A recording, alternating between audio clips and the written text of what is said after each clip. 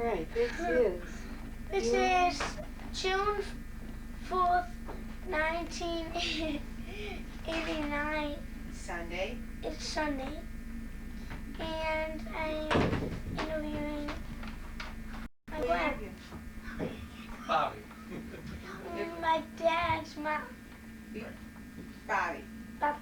He wants to call you Grandma. Oh, we call you Bobbie. When did your family come to America?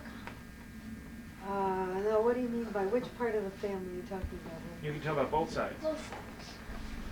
Well, my father, I think, was brought here by his brother when he was about 13, I think.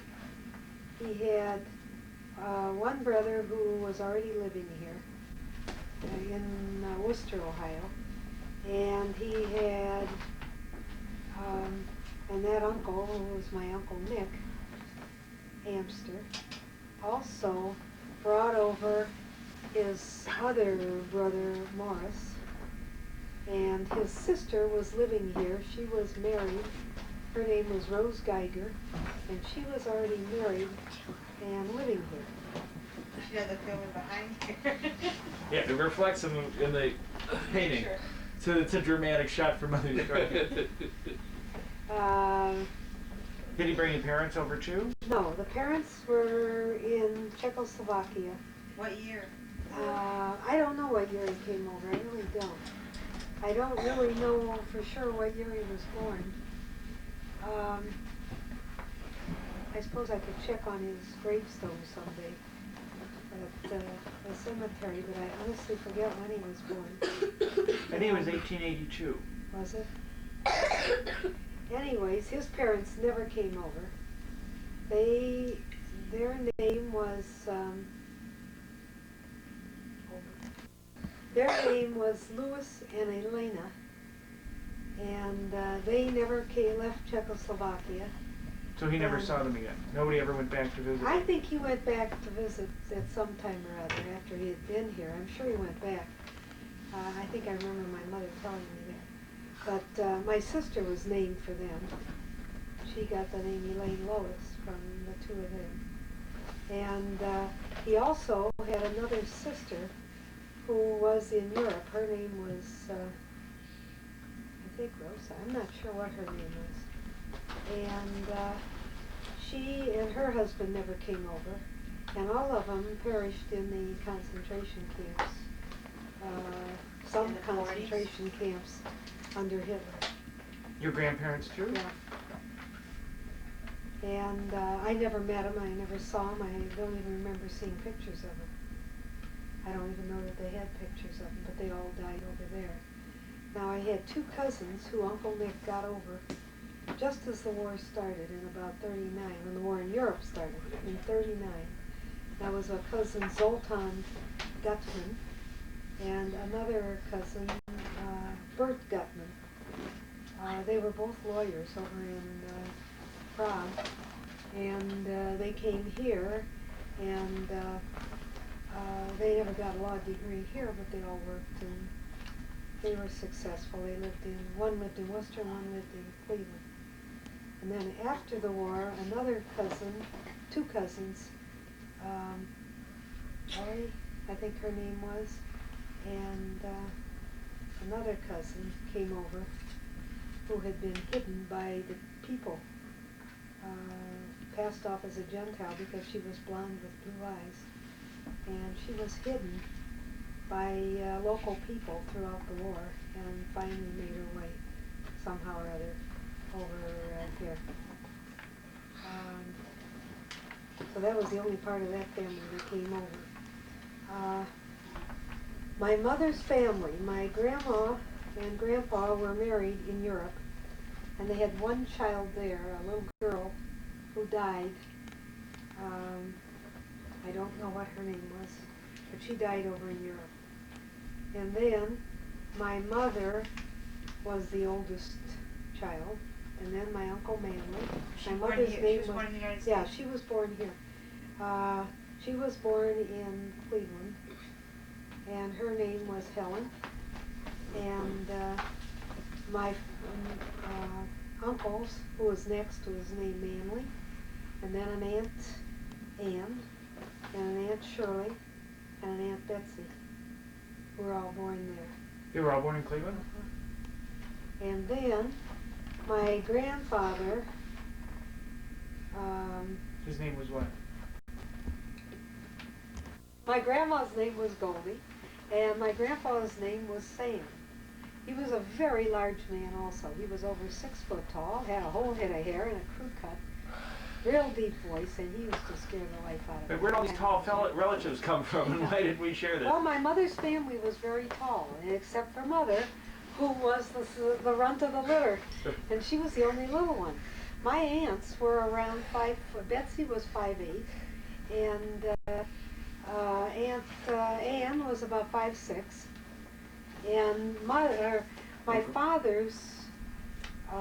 mother's relatives over in Europe were all tall men. Now they were born in Russia. They were born in what is now Lithuania, but it was Russia then, and it was I'm trying to think. What's that? Kiev is where they all came from. Now my grandfather on that side, the whole family were rabbis, and he was the black sheep of the family and came to America. I am sure the rest of them all died in Europe, probably also in concentration camps or were killed by the Cossacks or whatever. And he left basically because things were bad and there were all the pogroms, and he wanted to get out, and he and Grandma came to America. Do you know what year? No, I don't have any idea. Well, must have been right before Grandma was born. I don't really know when, maybe. Because it was between when her sister was born and Grandma was born. Now, Grandma's sisters also came over.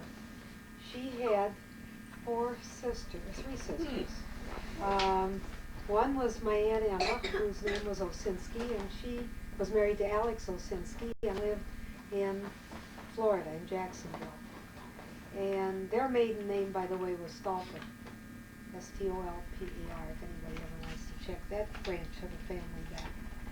And then she had another one who was Aunt Mamie, who was, I can't think of what her last name is.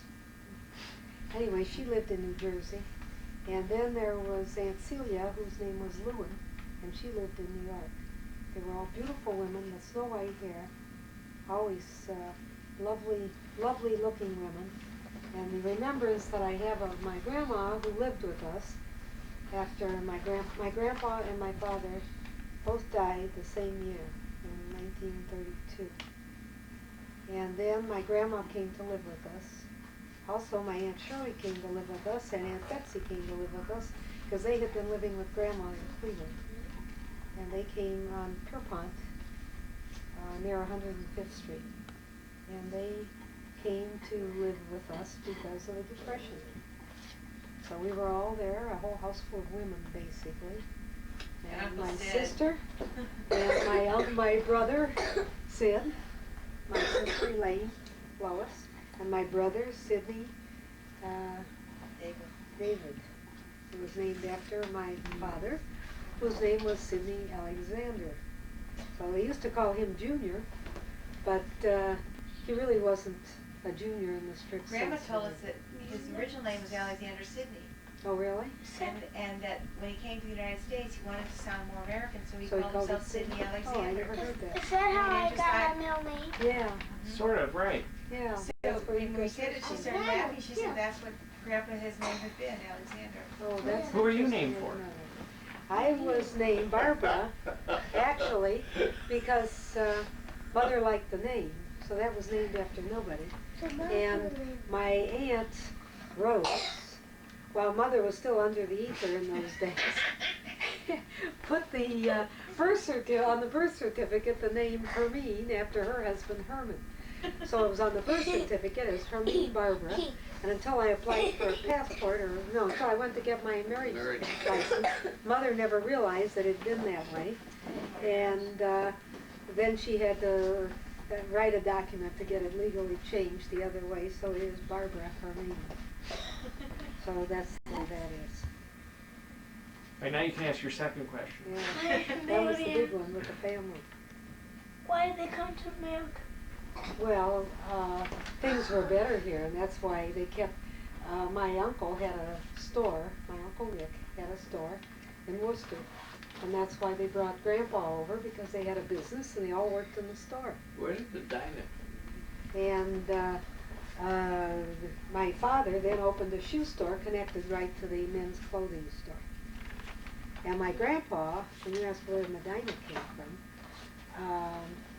my grandpa was a scrap dealer, and he had a scrap yard in Medina, and he lived there, and my grandma lived in Cleveland, and they got together every so often because, as we found out later, they didn't get along very well, and in those days one didn't get divorced, so they didn't get along, and she lived in Cleveland with the children because she wanted her girls to grow up in a Jewish area. My mother went to school in Medina through grade school, because I think they went back to Medina, and then went to Kent State. My father did not graduate from college, and I have no idea whether he even finished high school or not. And as I say, he died when I was young, so I know very little about him. That's the third question. Got all of that. Yeah. Where were you born? I was born in Worcester, Ohio. November 23rd. November 23rd. How about that? What were you born? What else? When were you born? I believe 1995. I didn't hear that. Kind of quiet. That's all right. That's they got fine, it. go on. All right, onward. Let me ask what your dad was born. Yeah, we did. How many children in your family? We did that. Cover your mouth. Tell him it was Auntie Lane Yeah. Uncle and Sid. Uncle Sid. And Bobbie. And we lived on Pearl Street first until Elaine was born, and then they moved to the house at 813 North Grant Street, where we lived from then on. You went there. Do you remember we saw that house? Yeah. Yeah. You saw that house with us. Remember the front yard? Yeah, no, front yard. Well, skip that question because you already Yeah. answered it. Right. What were they like? What was he like? Your parents. Oh, my parents. Well, see, honey, I don't remember my father. What do you remember about your father? Do you remember anything? Very, very little. I only remember 2 incidents about him. My mother always said that he really was so sweet to me and just adored the children, and particularly me as the oldest one. I remember he smoked cigars and pipes, because I remember him smelling. I could smell the cigars on his coats. And I remember one time we went to Akron in a new car, which was called a Hupmobile. And I was up on the ridge on the back, like there was like a ridge, and that's where I was. And we were going to Akron to see a new thing, which was a Zeppelin or a dirigible. Blimp. A blimp. And there was tremendous lines of traffic. And Daddy didn't slam on the brakes quick enough and banged into the car ahead of us. And we got out, and he was taking the glass out. He broke the glass in the headlight. He was taking the glass out, and he cut his hand. And I remember that very significantly. And finally, he wound up his hand with a handkerchief, and Mother was very upset by the fact that he got cut. And how we ever got out of the traffic jam or anything else, I don't know, but I remember that. I also remember another incident where we had company over, and we had a stairway going up right near the front door. And as he was talking, saying goodbye to the people, I evidently wanted attention, and I started kicking the banister to get attention. And he told me to stop it. And I said I wouldn't stop it. And he says, I'm going to spank you if you don't stop it. And that's the only other memory I have of him yelling at me like that and Didn't getting spank very you? upset. I don't remember whether he Should. did or didn't. I don't ever remember being spanked by my mother. Mother didn't believe in that. She just take out a yardstick and just wave it. But she never spanked us, that's for sure. Mother was a school teacher who led a had a wonderful life. She had after Kent, she went out to to Montana and taught out there, including teaching in some school with Indians, and she taught gym. She was a phys ed teacher, and then she went up to Alaska and taught up there. And then her parents decided this. When did she teach in Alaska? Well, I don't know. It had to be before 1924, because the parents then decided it's time for her to come home, and they had found a man who they thought would be suitable. The next door neighbor's. Is that Grandpa? Yeah, the next door neighbor's nephew. Grandpa's And so she finally came home to meet him. Well, wait a minute, before she did this, she did come home. I don't think that's the reason they brought her home. They brought her home because they didn't think it was suitable for a Jewish gal to be out tromping the country alone like that and teaching all over and whatever. But she loved it. Taught the And Indians and the Eskimos. anyways, Unbelievable. she came back, and then she taught at Boulevard School here in Shaker Heights, when that was the only school here in Shaker. And Did she really? Yeah, and she had many of the well-known landed gentry of Cleveland as her pupils, because that's where they all went first. And then when they went to junior high, they went off to a private school. But she had many of the well-known names and taught here. And so it was very interesting when Blair went to Boulevard and Greg went to Boulevard, that she went back there to see the school where she had taught. Remember that part of the story. Yeah, now I But they told her really- she got sick. Yeah, maybe that's what they told her to get her back. Her father really wanted her back. She was the apple of her father's eye, really. And he missed her and he wanted her back. And Always wondered about he that. really Apple used to of the sit eye. and he would talk over all kinds of business things with her. He really missed her very much. So anyways, and then she met this nephew of the people who lived next door, whose name was Lester. And she met him, and that was my father. And Mother didn't know, and neither did I until I was in college, that he had been married before.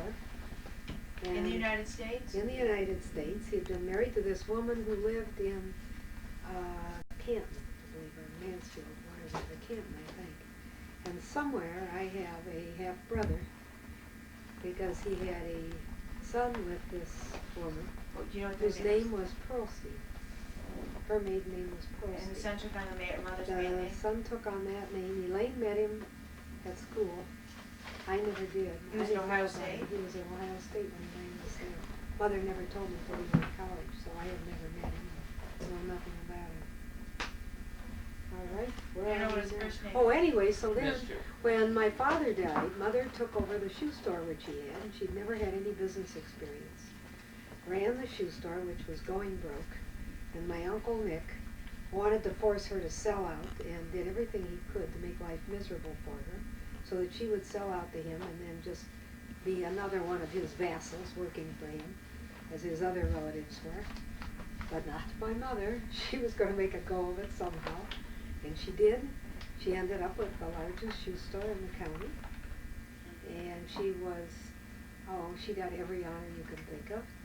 She was president of the Chamber of Commerce, and, Lady Rotarian, you name it, everything. She really just did all kinds of activities, as well as running the shoe store, sending all three of us to college, and my brother to law school. So she really was a very, very successful It's businesswoman. wonderful. And when she retired, there were What all year did kinds she of retire? ceremonies. I honestly don't 69? remember. 68, When maybe. she came 7 here, it or was in 8. the 60s when she retired. There were all kinds of Blair and I met. awards and ceremonies, and we have all those clippings that were in the newspaper and everything else. And the shoe store's still there.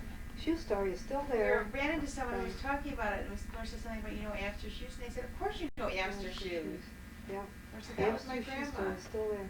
That wasn't the original building. I'm sorry. Did you want to tell that story? The original building was across the street Oh, it was? and down a block. It was on the same site as the courthouse. It was about the second store down from the courthouse. Still on Main Street there, But on the other side where the but on the Amster- opposite side, The other side where, over where near Freelanders Brenner's. is. No, not by Brenner's. It was Oh. across the street. Across the street where the courthouse is, Friedland. which is on the corner there.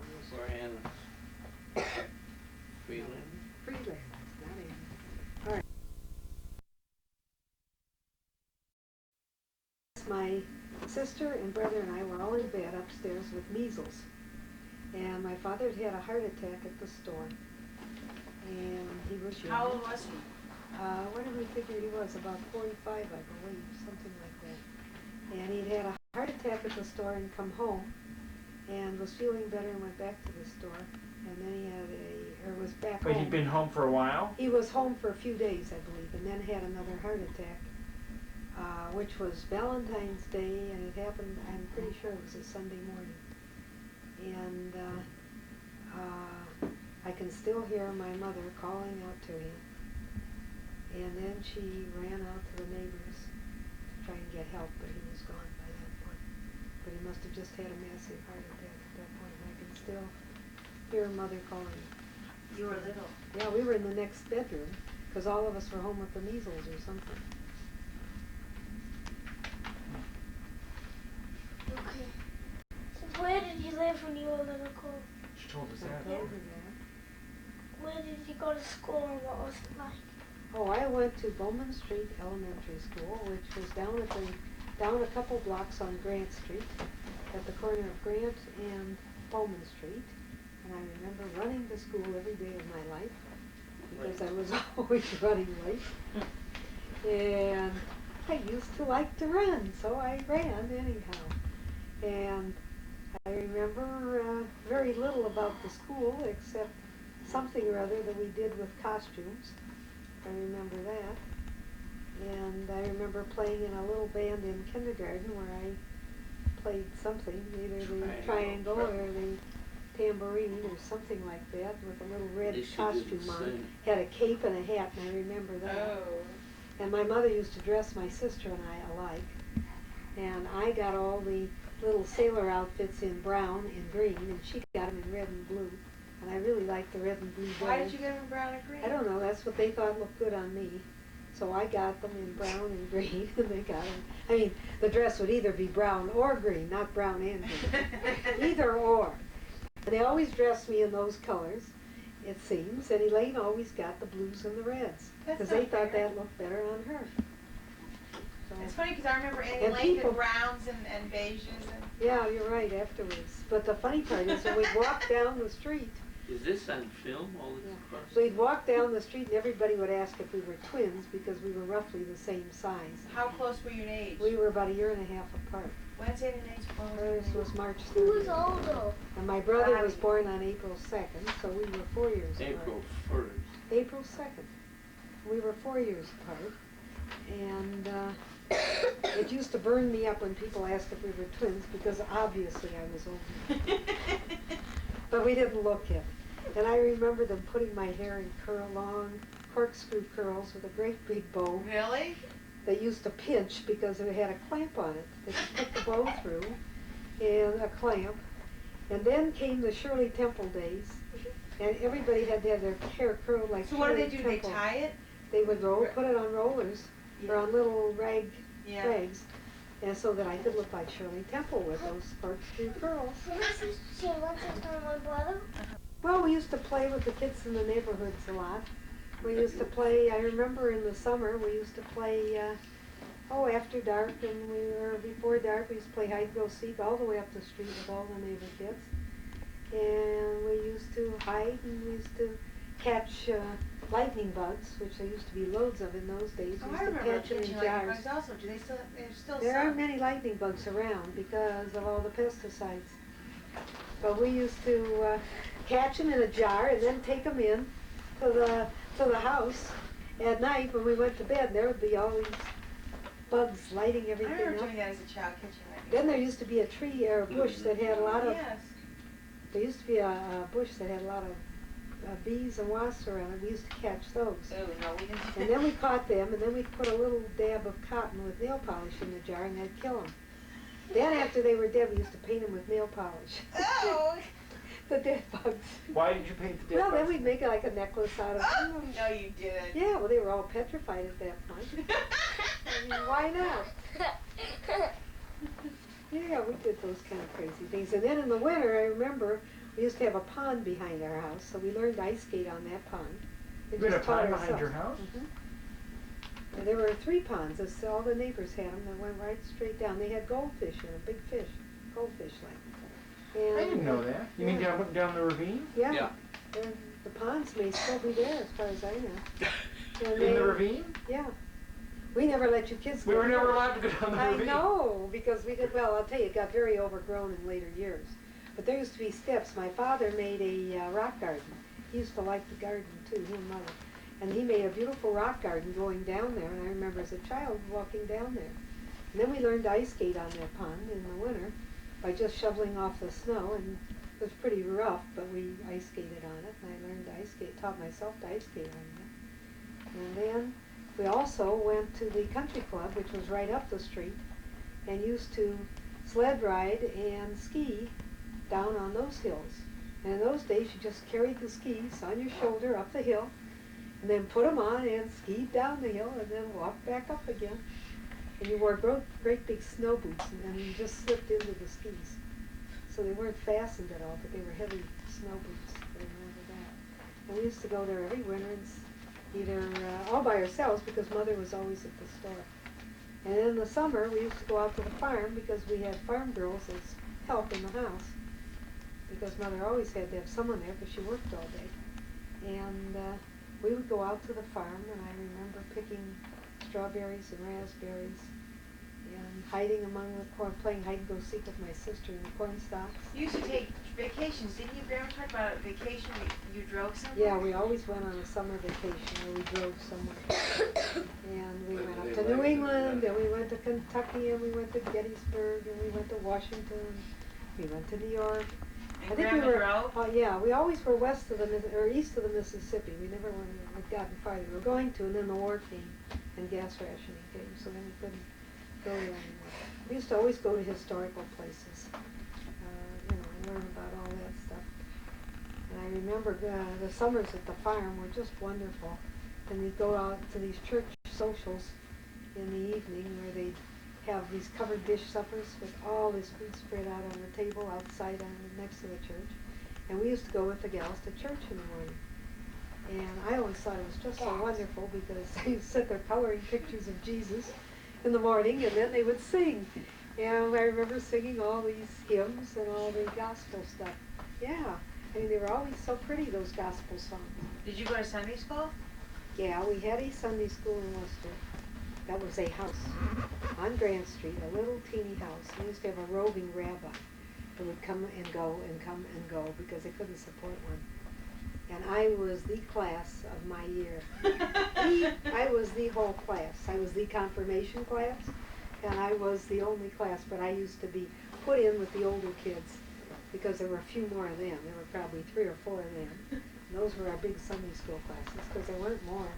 I don't think there were more than 10 Jewish families in Worcester. Really?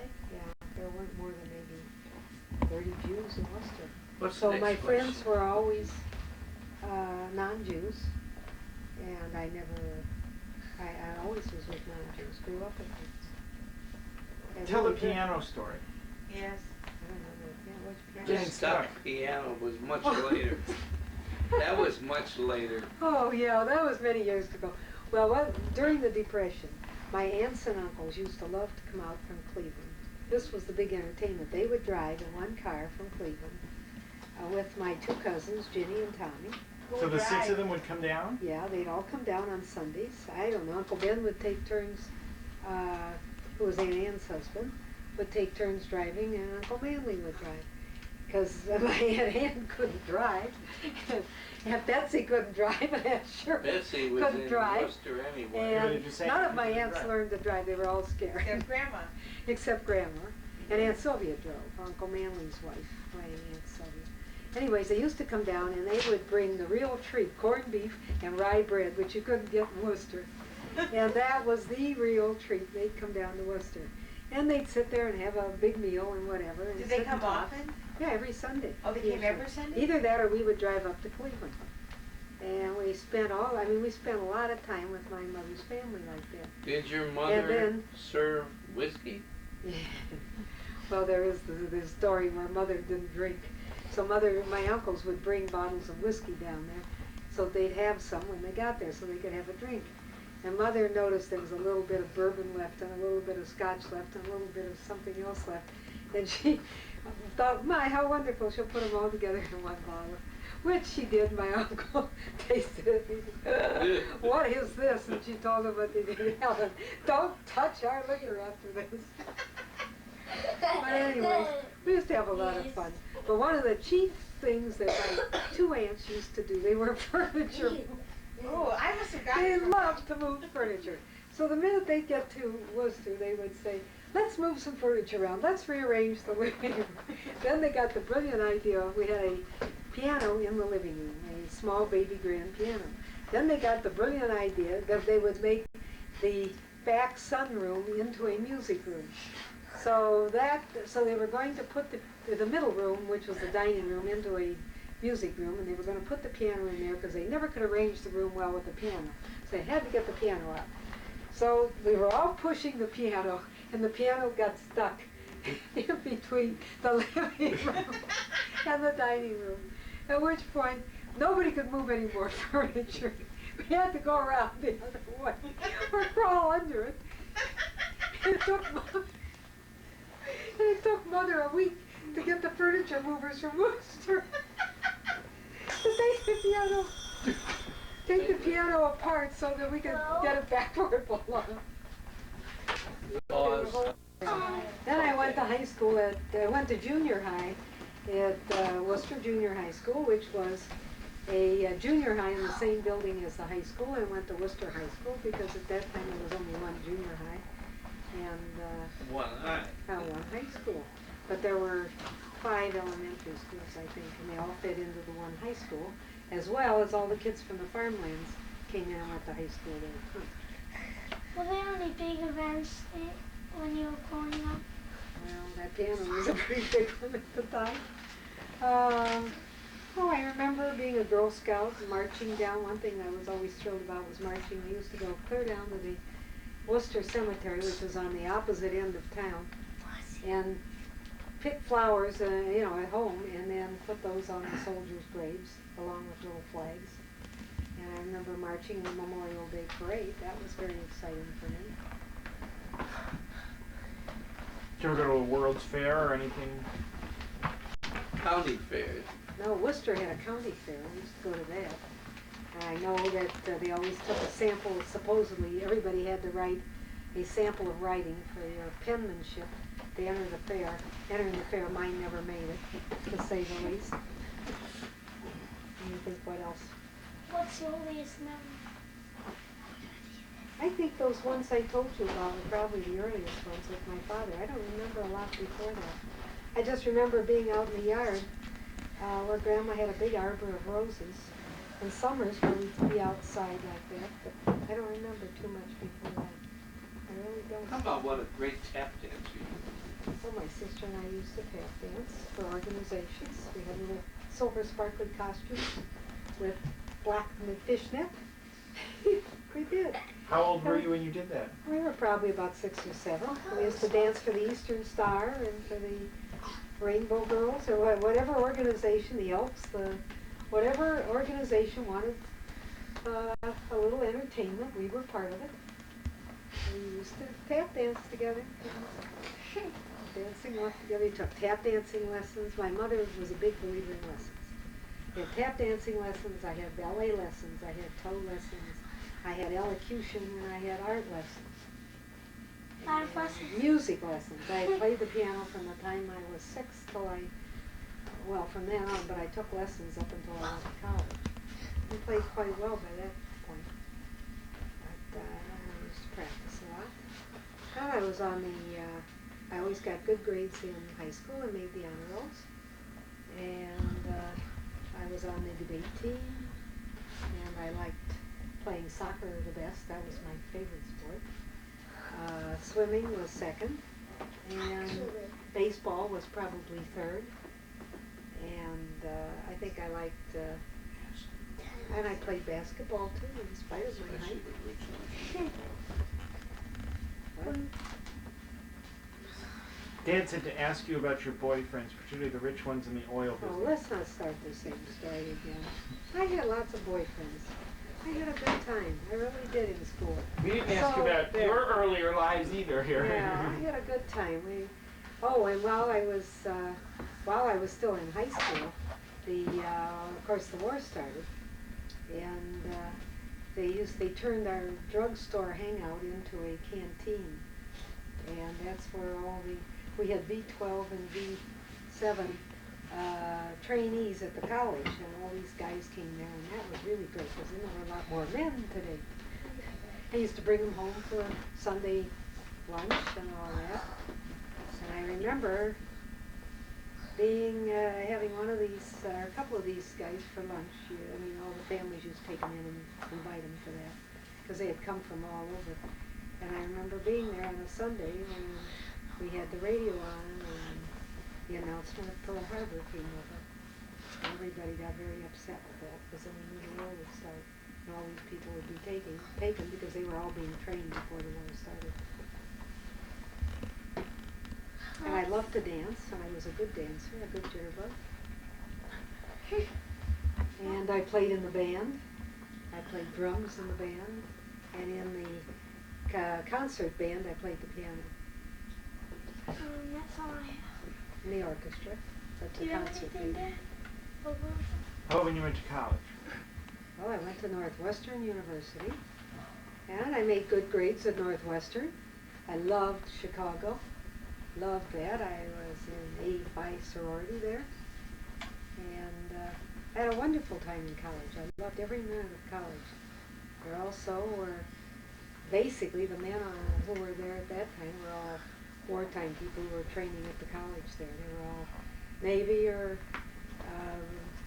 Air Corps or something who were all training there, because that was during wartime.